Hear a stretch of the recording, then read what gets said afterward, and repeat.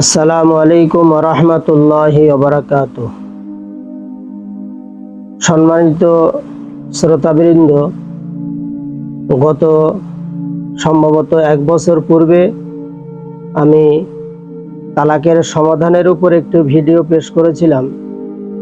যে ভিডিওটা কমপ্লিট ছিল না, ফলে সেই ভিডিওর উপরে আমি দেখছি অনেকেই অনেক রকম প্রশ্ন করছেন, যেটা অসম্পূর্ণ আছে বা কমপ্লিট হয়নি। এজন্য প্রয়োজন মনে করলাম যে বর্তমান সময়ে যেটা জটিল সমস্যা আমাদের মুসলিম সমাজে, সেই জটিল সমস্যার উপরে সংক্ষিপ্ত একটি ভিডিও বানানোর জন্য।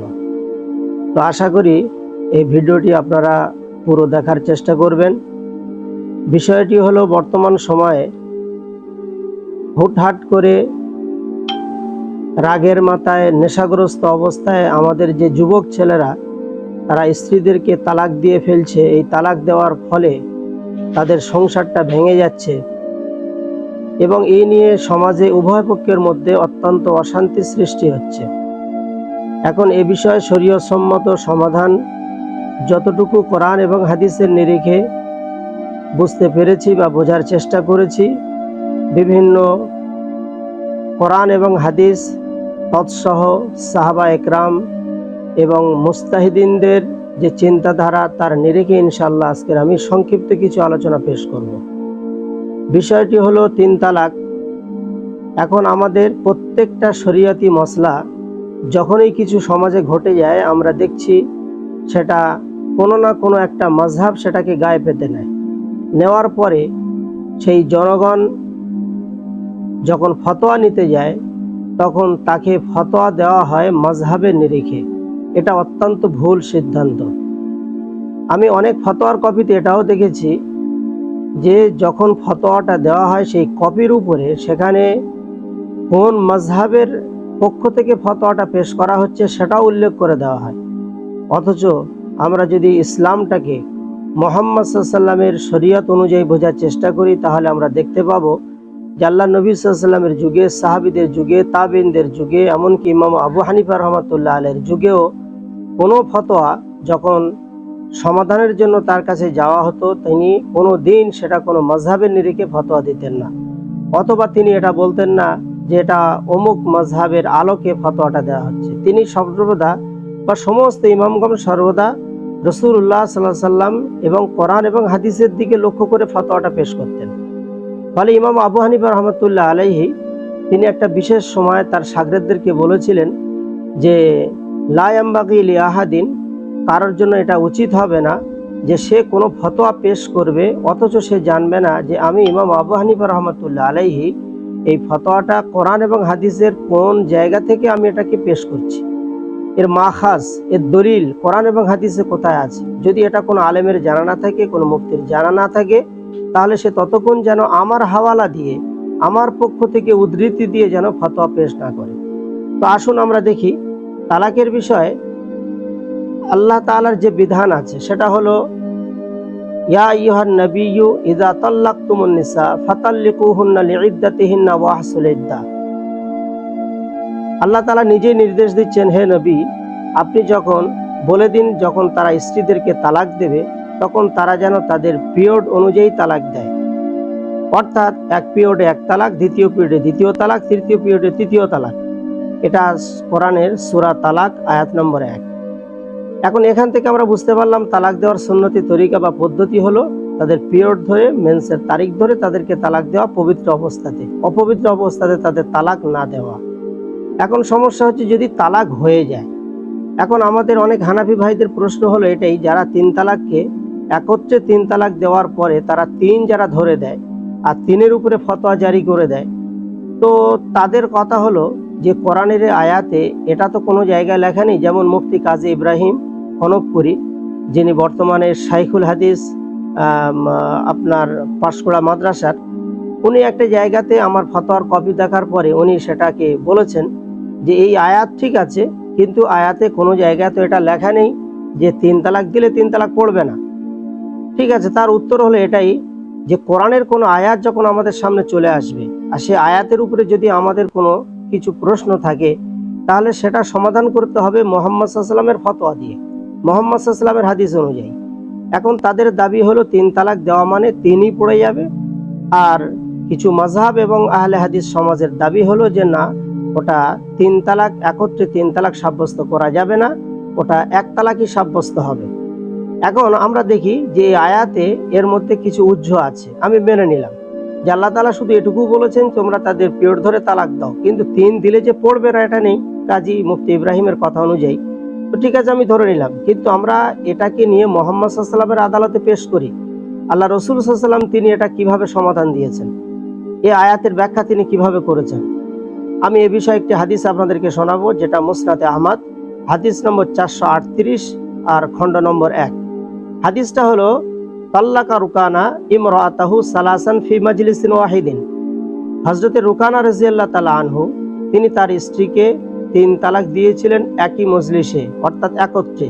ফাহাজিন আলাইহি হুজনান শাদীদা, আর দেওয়ার পরে তিনি অত্যন্ত দুঃখিত হয়েছিলেন, অত্যন্ত দুঃখ প্রকাশ করেছিলেন।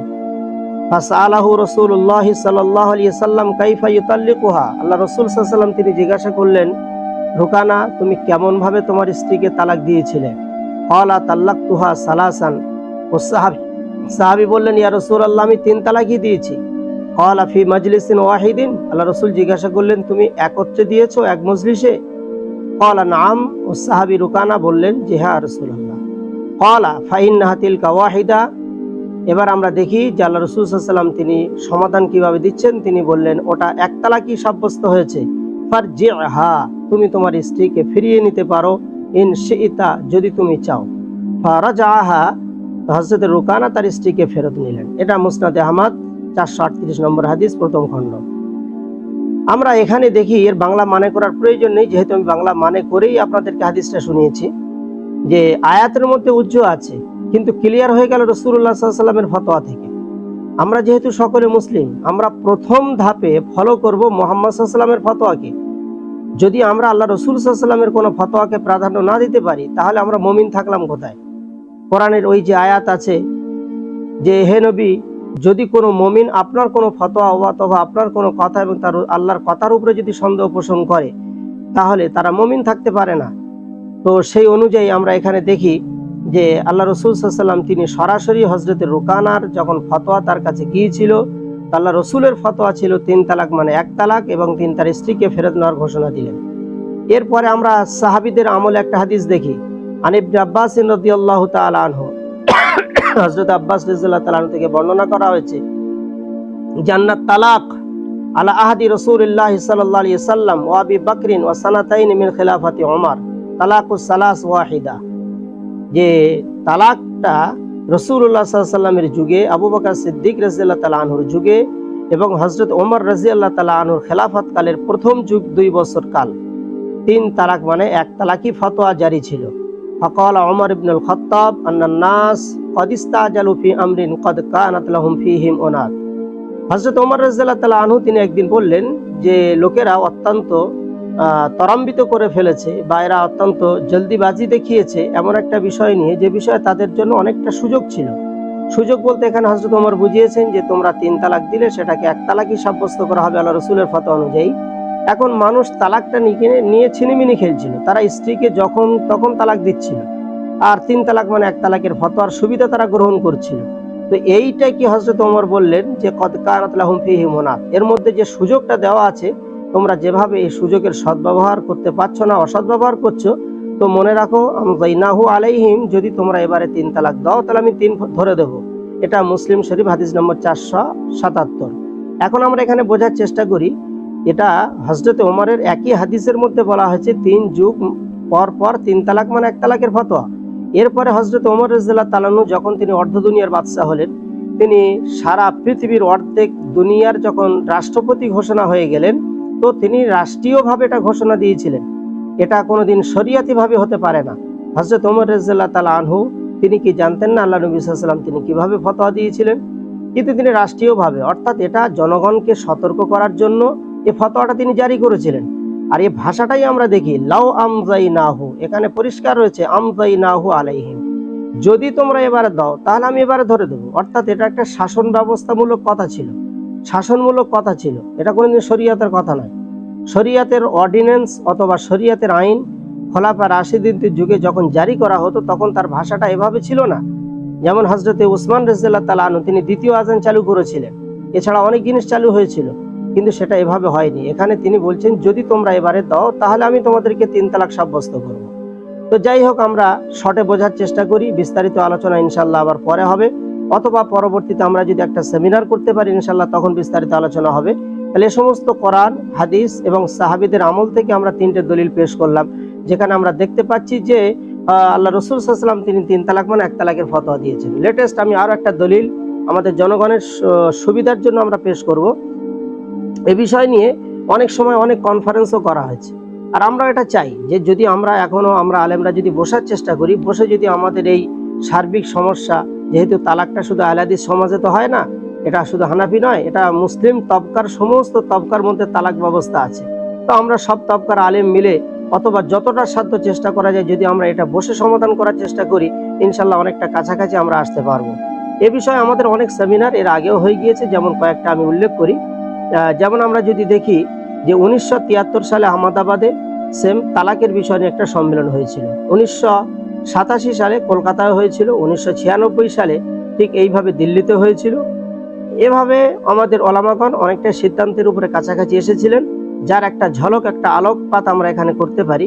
যে বিষয়টি হচ্ছে যে আমাদের সকলের আমরা পীর বলে মনে করি, সর্বশ্রেষ্ঠ আলেম পীর ভারতবর্ষে দারুল উলুম দেওবন্দে যিনি থাকতেন, হাকিমুল উম্মাত হযরত মাওলানা আশরাফ আলী থানভী রহমাতুল্লাহ আলাইহি, তিনি এ বিষয়ে একটা বই লিখেছেন।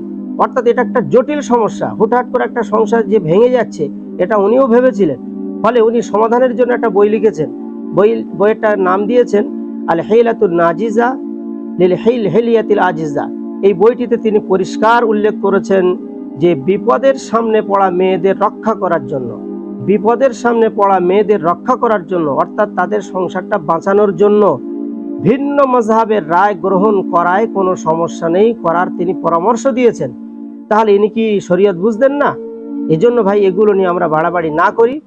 আর হযরত ওমর রাদিয়াল্লাহু তাআলা আনহু তারও ফতোয়া আছে, সকলের ফতোয়া আছে। এজন্য 3 তালাক আমরা প্রথমত আমরা ইমামরা সহজ সরলভাবে মসজিদের মেম্বার থেকে জনগণকে আমরা বোঝাবার চেষ্টা করি যে তালাক এমন একটা বিষয় নয় যে একটা মেয়ের বিয়ে দিতে গেলে একটা সংসারে 2 বছর 3 বছর ধরে তার দেখাশোনা করতে হয়, কত দেখাশোনা ভেঙে যায়, একটা পিতামাতার ঘুম হারাম হয়ে যায়, কত টাকা পয়সা তার খরচ খরচা করতে হয়।